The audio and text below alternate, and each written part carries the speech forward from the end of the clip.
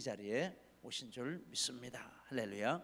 성부, 성자, 성령 하나님께서 이 자리에 또한 우리와 함께 하시고 우리에게 은혜 주시는 줄 믿습니다. 본문은 모세에 대해서 말씀하고 있습니다. 믿음으로 모세가 이렇게 했다라고 합니다. 먼저 모세에 대해서 말씀하는 내용 중에 24절에 보니까 모세의 그 신분이 나오고 있습니다. 모세는 바로의 공주의 아들이었다. 24절에 이렇게 말씀을 합니다. 바로의 공주의 아들, 얼마나 어마어마하고 얼마나 대단한 것입니까? 세계 대제국의 공주의 아들이니 이건 뭐 엄청난 것입니다. 아무도 그것을 상상할 수 없는, 한 사람만이 가질 수 있는 놀라운 신분이고 특권입니다. 그 아들의 신분을 먼저 이렇게 강조하는 내용으로 말씀을 합니다. 그런데 모세 시대의 상황을 우리가 잠시 살펴보면 이렇습니다. 이스라엘은 요셉이 애굽의 국무총리로 있을 때 7년 대흉년을 피하도록 초청해서 70여 명이 애굽으로 이민을 갔습니다. 좋은 환경에서 급격히 번성해서 장정만 60만 명이 되는 큰 민족을 이루었습니다. 세월이 흘러 왕조가 바뀌고 새 왕조, 18왕조라고 부릅니다. 이 새 왕조는 전 왕조를 깎아내리면서 전 왕조 때 요셉이 7년 대흉년에서 애굽을 구원한 이 업적도 무시했다라고 합니다. 출애굽기 1장 8절. 또한 이스라엘을 잠재적인 적대 세력으로 보고 인구 억제 정책을 폈습니다. 처음에는 중노동을 시켰고 다음에는 남아가 출생하면 산파들로 죽이게 했고 마지막으로는 무조건 남자가 출생하면 데려다가 요단강에 던지라, 이런 명령을 내렸습니다. 모세가 태어난 때는 바로 이런 명령이 시행되던 가장 무서운 시대였습니다. 그래서 출생 3개월 만에 갈대 상자에 담겨서 나일강에 버려졌다라고 합니다. 그런데 바로의 공주가 모세를 아들로 삼는 일이 일어났습니다.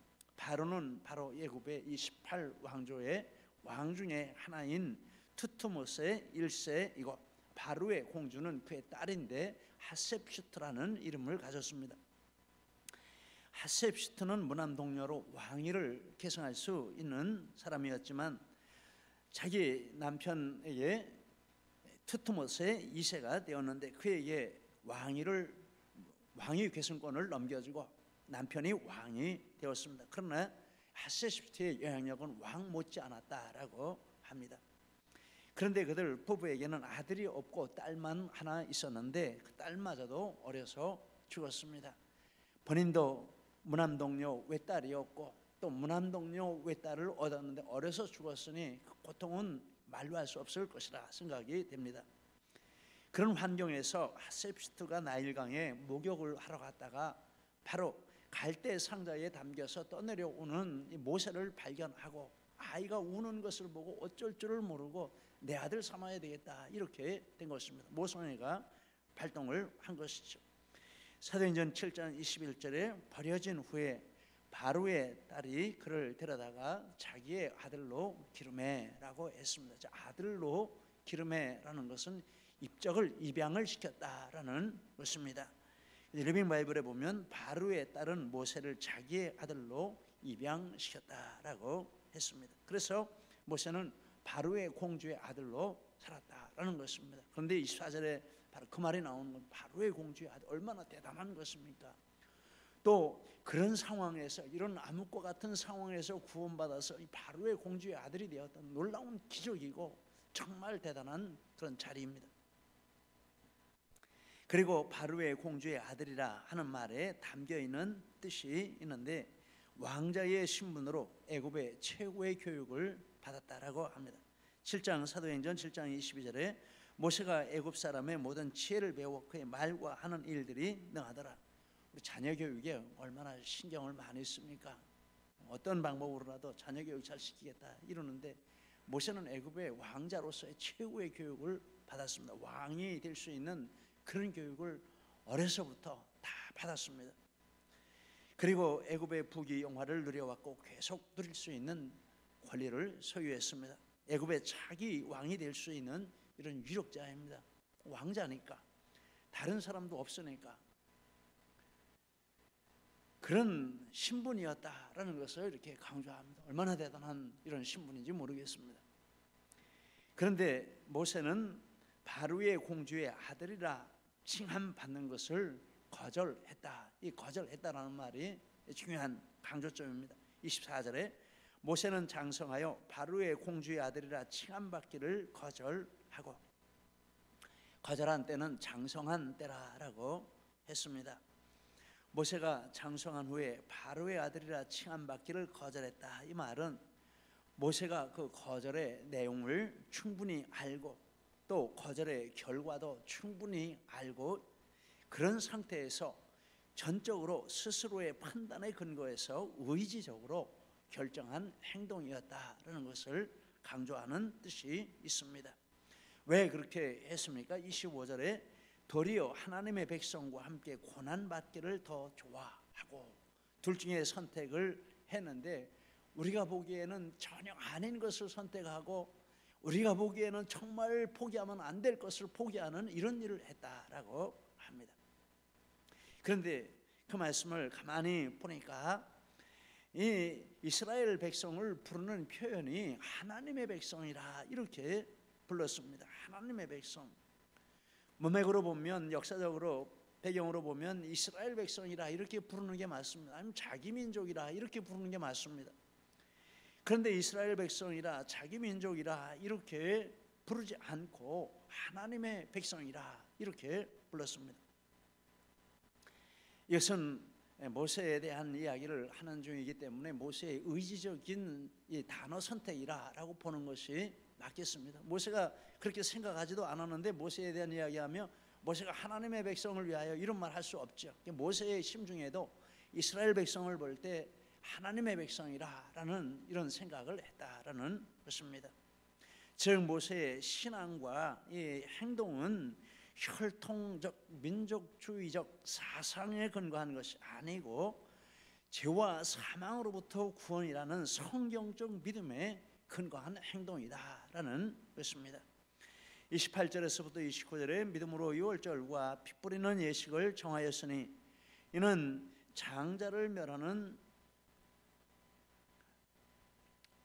자로 그들을 건드리지 않게 하려 한 것이며 믿음으로 그들은 홍해를 육지같이 건넜으며, 유월절은 대표적인 믿음의 행동입니다. 그리고 홍해를 건넌 사건을 고린도전서 10장 1, 2절에서 이렇게 해석을 합니다. 우리 조상들이 다 구름 아래에 있고 바다 가운데로 지나며 모세에게 속하여 더 구름과 바다에서 세례를 받고, 영적인 행동으로 의미를 담아서 이렇게 해석을 합니다. 신약에서 해석을 했기 때문에 모세는 모른다 이렇게 말할 수 없습니다. 모세가 알고 그렇게 믿고 그렇게 행했다라는 것을 전제하고 이런 해석을 할 수 있는 것이죠. 모세는 이런 하나님 앞에 이런 일을 하는 것이 이런 민족주의적인 이런 사고방식이나 어떤 사상에 근거한 것이나 이런 것 절대 아니었습니다. 하나님을 믿는 믿음으로 이 일을 했다라는 것입니다. 신앙적인 차원에서 결단하고 했다라는 말씀이 되겠습니다. 하나님께서 시내산에서 모세를 부르실 때에도 이 진리를 분명히 했습니다. 이스라엘 민족을 이스라엘 백성이기 때문에 출애굽시키는 것이 아니라 하나님의 백성이기 때문에 하나님을 섬기기 위해서, 하나님께 예배드리기 위해서 출애굽시킨다라고 모세에게 하나님이 말씀해 주셨습니다. 3장 18절에 애굽 왕에게 이르기를 히브리 사람의 하나님 여호와께서 우리에게 임하셨은즉 우리가 우리 하나님 여호와께 제사를 드리려 하오니, 핵심은 제사입니다. 하나님 섬기는 이것을 위해서 출애굽시킨다라는 것입니다. 모세가 애굽에 가서 바로와 대결할 때도 이 진리가 중심 내용이었습니다. 출애굽기 5장 1절에 이렇게 말합니다. 모세와 아론이 바로에게 가서 이르되 이스라엘의 하나님 여호와께서 이렇게 말씀하시기를 내 백성을 보내라. 그러면 그들이 광야에서 내 앞에 절기를 지킬 것이니라 하셨나이다. 하나님이 하나님의 백성이라 하고 그들이 출애굽에서 하나님 앞에 예배를 지키고 절기를 지킨다라고 했습니다. 모세는 하나님을 섬기는 문제로 바로 이 바로와 계속 대결을 했고, 하나님께서 애굽에 장자를 치시는 재앙을 내리신 후에 바로가 이스라엘을 보내며 마지막으로 한 말은 가서 하나님을 섬기라, 이 말이었습니다. 출애굽기 12장 31절에 밤에 바로가 모세와 아론을 불러서 이르되 너희와 이스라엘 자손은 일어나 내 백성 가운데서 떠나 너희 말대로 가서 여호와를 섬기며 라고 했습니다. 여호와를 섬기며, 신앙적인 이런 바탕이 되었다. 바탕이 바로 이런 모든 것들의 바탕이라는 것입니다. 이스라엘은 혈통 공동체, 민족 공동체가 아니고 신앙 공동체, 예배 공동체였다라는 것입니다. 우리도 이 부분에서 분명해져야 합니다. 150여 년 전에 우리나라에 복음이 들어올 때 우리나라는 국권을 잃고 일제치하에 있었습니다. 아무것도 갖고 소망도 없는 상황에서 하나님께서 복음을 보내주셨고 수많은 사람들이 밀물처럼 교회로 들어왔습니다. 그런데 교회로 들어온 사람들을 크게 두 무리로 나눌 수 있었습니다. 한 무리는 교회를 이용해서 독립운동하려는 사람들이었습니다. 다른 한 무리는 순수하게 신앙생활을 하려는 이런 사람들이었습니다. 그런데 교회에 들어온 사람들 중에 잘나고 똑똑하고 많이 배우고 이런 사람들이 누구겠습니까? 독립운동하려는 이 사람들이었습니다. 순수하게 예수 믿으려는 사람들은 못나고 미련해 보이고 세상에 사람 취급 못 받는 이런 사람들이었습니다. 그래서 똑똑한 사람들이 순수하게 믿으려는 이 사람들을 얼마나 구박을 했는지 모릅니다. 목적도 없고 방향도 없고 저 맹신자들 맨날 와서 엎드려 주여 주여 하고 기도만 하고 뭐가 나오냐 이러면서 얼마나 구박을 했는지 모릅니다. 그런데 시간이 지나고 보니까 교회를 이용해서 독립운동하려던 사람들은 하나둘씩 다 교회를 떠나가고 말았습니다. 나중에 교회를 지키는 사람들은 순수하게 남아서 욕먹던 이 사람들이 남아서 교회를 지키는 이런 결과가 되었습니다. 그런데 교회에 남아있는 성도들은 정말 하나님을 믿고 정말 하나님 말씀을 믿고 그대로 말씀대로 순종하려고 이렇게 애를 썼습니다. 말씀대로 살고 말씀대로 나라와 민족을 위해서 기도하고 자기들 차원에서 할 수 있는 일을 하고 이웃을 사랑하고 하나님 뜻대로 살려고 애쓰고, 그랬더니 하나님께서 그들을 통해서 나라를 독립시키는 중심이 되게 해주시고 6.25 공산 침략으로부터 지켜주시고 5,000년 동안 가장 못 사는 나라에서 세계에서 가장 잘 사는 나라로 이 나라를 만들어 주셨다라는 것입니다. 이것은 지난 150년 동안 우리 대한민국 역사가 증명하는 사실이고 진리인 것입니다. 예수를 안 믿으면서 예수님을 이용해서 뭘 하려고, 교회를 이용해서 뭘 하려고 하면 안 됩니다. 예수를 잘 믿는 것은 다른 모든 것의 축복의 뿌리가 됩니다. 예수 믿는 이것이 중심이 되고 이것이 진실하고 바를 때 거기서부터 하나님은 그 사람을 통해서 다른 일들도 하시는 것이지, 예수 안 믿고 교회를 이용하고 예수를 위해서 뭘 하겠다라고 하는 사람은 생명이 없습니다. 능력이 없습니다. 하나님 안 쓰십니다. 우리 한번 인사 나누시겠습니다. 예수 잘 믿읍시다. 예수 잘 믿읍시다. 우리 예수 잘 믿어야 됩니다. 진짜 믿어야 됩니다.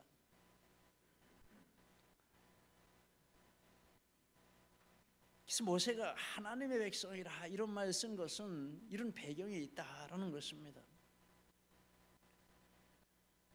모세는 애굽의 왕자로서 하나님 백성과 함께 있는 것을 좋아했습니다. 모세는 40세 때 이스라엘 자손을 돌볼 생각이 났습니다. 사도행전 7장 23절에 나이가 40이 되매 그 형제 이스라엘 자손을 돌볼 생각이 나더니, 그 형제 이스라엘은 모세가 이스라엘을 자기 동족으로 이렇게 인식했다라는 뜻입니다. 언제부터인지는 모르지만 저렇게 박해받고 핍박받고 이런 이스라엘 백성이 내 형제들이다, 내 동족이다, 이런 생각을 했다라는 것입니다. 그래서 그들을 돌볼 생각이 났는데 자기 자리에서, 즉 자신이 소유한 신분과 권세로서 이스라엘을 위해서 무엇을 해야겠다, 이런 생각을 한 것으로 볼 수 있습니다.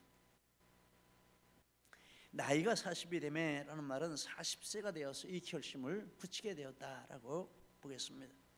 40까지 이 문제에 대해서 아마 긴 갈등의 기간이 있었을 것입니다. 점점 알아가면서 나이가 먹어가면서 조바심도 나고 또 이런저런 고민도 많이 했을 것입니다. 그런데 이제 40이 되어서 이스라엘을 위해서 뭔가를 해야 되겠다, 이런 결심을 한 것입니다. 그 신분에서 대단한 결심이라 하겠습니다. 모르고 외면해도 뭐 문제가, 누가 뭐라고 하겠습니까? 이스라엘 백성들이 모세가 이스라엘 민족인 건 누가 알겠습니까? 아무도 모를 것입니다. 그래서 한 공사장을 방문했다가 동족을 박해하는 애굽 관리를 주였습니다. 출애굽기 2장 11절. 다음 날 현장에 가보니 이번에는 자기들끼리 싸우고 있어서 잘못한 형제에게 왜 형제를 이렇게 하냐라고 하니까 너 나까지 죽이려고 그래. 어제는 애굽 관리를 죽이더니 한번 죽여봐 이러면서 대드는 것입니다. 모세의 마음의 생각은 자기를 통해서 하나님이 자기들을 구원해 주시는 것을 알고 자기를 따라서 이렇게 해주면은 정말 좋을 텐데, 이런 생각이 있었습니다. 사도행전 7장 25절에 그는 그의 형제들이 하나님께서 자기 손을 통하여 구원해 주시는 것을 깨달으리라고 생각하였으나 그들이 깨닫지 못하였더라. 모세의 바람대로 되었다면 모세는 당장은 공주의 아들로서, 후에는 바로로서 이스라엘을 돌볼 수 있을 것이고, 그러면 너무나도 좋겠다, 이런 생각을 했을 것입니다. 고난이 없는 상태에서 하나님의 백성과 함께 있기를 좋아했다, 이렇게 말할 수 있습니다. 그런데 인간적으로 보면 얼마나 멋있는 계획입니까? 정말 멋있는 계획입니다. 모세가 하나님의 백성과 함께하는 최고의 방법으로 모세는 생각을 했을 것입니다. 자기는 자기대로 자기 권세를 가지고 하고 그 권세로 할 수 있는 만큼 이스라엘 백성을 돌보고 그러면 둘 다 좋지 않냐. 그러나 자기에게는 최고의 계획인데 하나님의 계획과는 전혀 무관한 것이었다라는 말입니다. 모세의 그 바람은 동족들에 의해 산산조각이 나고 공주의 아들과 신분과 그에 따르는 모든 특권을 박탈당하고 순식간에 도망자 신세가 되었습니다. 출애굽기 2장 15절. 바로가 이 일을 듣고 모세를 죽이고자 하여 찾는지라. 모세가 바로의 낯을 피하여, 마음으로는 포기했지만 현실 가운데는 포기를 안 했는데 이제 어쨌든지 현실 가운데 그 모든 것들을 포기할 수밖에 없는 이런 현실이 도래했습니다. 많은 우리가 이런 일들을 겪는다면 여기서 끝날 것입니다. 이제는 끝이다. 내가 내 동족 안 돌본다. 교회 안 나간다. 이럴 것입니다. 아마 하나님의 은혜가 아니었다면 모세의 이야기도 여기서 끝났을 것인데 하나님의 은혜 가운데 모세의 이야기는 계속되고 있습니다. 모세는 하나님의 백성과 함께 고난받기를 더 좋아했습니다. 이전에는 고난 없이 하나님의 백성과 함께하는 걸 좋아하는 그런 시대였다고 한다면 이제 그 다음 시대는 고난을 함께 받으며 고난까지 감수하며 그것을 선택하는 이런 자리에 섰다라는 것입니다. 모세는 미디안 광야로 도망갔습니다. 출애굽기 2장 15절. 모세가 바로의 낯을 피하여 미디안 땅에 오며 거기서 남의 양떼를 돌보는 양치기가 되었습니다. 3장 1절. 모세가 그의 장인 미디안 지상 이드로의 양떼를 치더니, 와, 이거 상상할 수 없는 이런 나락으로 떨어진 것입니다. 그때 하나님께서 시내산에서 모세에게 이스라엘을 애굽의 학대로부터 구원하라 이렇게 부르셨습니다. 3장 9절로 10절에 모세는 안 가겠다고 했습니다. 안 믿을 그 사람들이 나 안 믿습니다. 나는 가기도 싫습니다. 딴 사람 보내십시오. 하나님이 말씀하시는데도 계속 거부를 했습니다. 출애굽기 4장 1절 13절에 모세가 대답하여 이르되 그러나 그들이 나를 믿지 아니하며 내 말을 듣지 아니하고 이르기를 여호와께서 내게 나타나지 아니하셨다 하리이다. 오 주여, 보낼 만한 자를 보내서 절대 가기 싫다는 것입니다. 또 스데반은 모세가 도망한 원인을 이런 형식으로 말합니다. 사도행전 10장 29절에 모세가 이 말 때문에 도주하여 미디안 땅에서 나그네 되어, 이 말 때문에 이건 모세가 그 말이 마음에 박혔다라는 뜻으로 볼 수 있습니다. 자기들을 위해서 내가 이렇게 헌신하려고 했는데 나한테 비수를 들이대고 이 꼴을 만들어 이런 식이 된 것입니다. 그 말이 40년 동안 모세의 가슴에 비수로 박혀 있는 것입니다. 생각만 하면 화가 나고 생각만 하면 좌절이 되고 이런 상황이었다라는 것입니다. 자기를 믿지 않을 거라는 말이나 보낼 만한 자를 보내시라는 말은 배신한 동족에 대한 분노, 그리고 자기 처지에 대한 절망의 감정이 가득하게 담겨 있는 그런 말로 볼 수 있습니다. 우리도 이 처지라면 더 하겠죠. 떨어질 데도 없는 우리 같은 사람이라고 해도 뭔가 조금 이렇게 되면 상처가 큰데 가장 높은 곳에서 바닥도 없이 떨어진 이 모세의 분노와 절망은 헤아릴 수가 없을 것입니다. 죽지 않은 게 다행이죠. 그런데 모세는 하나님의 백성과 함께 고난받기를 더 좋아했다라고 말씀합니다. 모세가 이 상황을 극복했다라는 뜻입니다. 하나님의 부르심에 순종하여 자기를 배신한 이스라엘을 다시 찾아갔다라는 것입니다. 여러분, 나에게 상처 준 사람을 다시 찾아가는 거 쉽지 않습니다. 모세는 상처받은 정도가 이 인생이 완전히 파괴된 것입니다. 그런데 모세는 그런 이스라엘을 다시 찾아갔습니다. 모세는 이스라엘 백성과 함께 고난받는 것을 선택했습니다. 전에는 고난 없이 그들과 함께 하는 것을 원했는데 이제는 고난받는 그것을 함께 하기로 했다라는 것입니다. 그들을 자기와 동일시하고 그들과 함께하고 고난까지도 함께 받는, 함께 살고 함께 죽는 운명 공동체가 되어야 되겠다, 이런 생각을 한 것입니다. 거기에 한 걸음 더 나아가서 하나님의 백성이 나를 위해 있는 것이 아니라 내가 하나님의 백성을 위해 있다, 여기까지 갔습니다. 하나님이 모세를 부르실 때 그렇게 부르셨습니다. 너는 이스라엘 백성을 위해 내가 보낸다라고 하셨습니다. 여러분, 이게 바뀌어야 되는 줄 믿습니다. 교회가 나를 위해 있는 것이 아닙니다. 내가 교회를 위해 있고 주님이 나를 위해 있는 것이 아니고 내가 주님을 위해 있고, 여기를 가야 함께 고난받는 거기까지도 갈 수 있습니다. 상처를 준 사람에게 다가갈 수 있는 능력도 거기서 생기는 것입니다. 모세가 그랬다라는 것입니다. 그때부터 120세에 하나님의 부르심을 받을 때까지 모세는 이런 자세로 이 사명을 잘 감당했다라고 말씀합니다. 사도행전 7장 35절 36절을 같이 한번 읽겠습니다. 그들의 말이 누가 너를 관리와 재판장으로 세웠느냐 하며 거절하던 그 모세를 하나님은 가시나무 떨기 가운데서 보이던 천사의 손으로 관리와 속량하는 자로 보내셨으니 이 사람이 백성을 인도하여 나오게 하고 애국과 홍해와 광야에서 40년간 기사와 표적을 행하였느니라. 거절한 사람들에게 하나님이 다시 보내셨다라는 것입니다. 그래도 가라, 내가 너를 보낸다. 하나님의 보내심을 받고 모세가 가서 그들과 같이 살고 그들을 위해 살고 그렇게 사명을 감당했다라는 것입니다. 이 말씀을 읽으면서 묵상을 하면서 지난주 중에 어떤 책에 대한 서평을 읽은 것이 기억이 났습니다. 내수동 교회 원로 목사님이시고 총신대학원 설교학 교수로 수고하셨던 박희천 목사님이 계십니다. 저도 그분에게 설교학을 배웠는데 처음에는 빵꾸를 맞고 권총을 차고 그 다음에 2번 수강하고 겨우겨우 합격을 했습니다. 패스를 했습니다. 그런데 이분이 최근에 책을 출간을 하셨는데 그분의 책을 함께 공부하신 한 목사님이 이렇게 서평을 썼는데 이런 내용이 나오고 있습니다. 박희선 목사님의 목회 사역과 전 생애에 깊은 영향을 끼친 4분의 스승 목사님이 계시는데 그 중에 한 분이 한상동 목사님이라고 합니다. 들으신 이 조남을 들으신 분도 많이 계실 것입니다. 한상동 목사님은 고신대학교 설립자이시고 신사 천배를 거부해서 6년 동안 옥고를 치르신 분이시고 한국교회 사표가 되시는 이런 어른이십니다.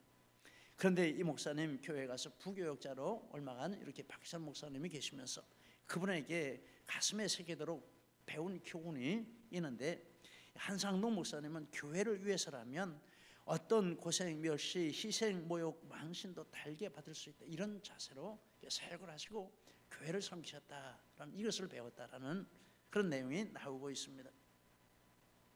그분에게 이런 큰 영향을 받아서 자기도 교회를 섬길 때 이런 자세로 섬겨야겠다. 평생을 이런 마음가짐으로 내수동 교회를 섬겨왔다라는 내용이 나오고 있습니다. 오늘 설교를 이렇게 준비하면서 하나님께서 이런 영적 지도자들을 세우셨으므로 우리 대한민국 교회가 이와 같이 부흥의 복을 받아온 것이로구나, 이런 생각을 했습니다. 과자 되겠습니까? 감사한 마음이 들고 또 이런 선배님들을 10,000분의 1이라도 본받아야 되겠구나, 이런 다짐을 다시 한번 하게 됩니다.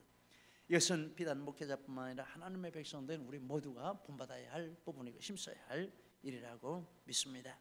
24절 25절을 우리 같이 한번 다시 읽겠습니다. 믿음으로 모세는 장성하여 바로의 공주의 아들이라 칭함받기를 거절하고 도리어 하나님의 백성과 함께 고난받기를 잠시 죄악의 낙을 누리는 것보다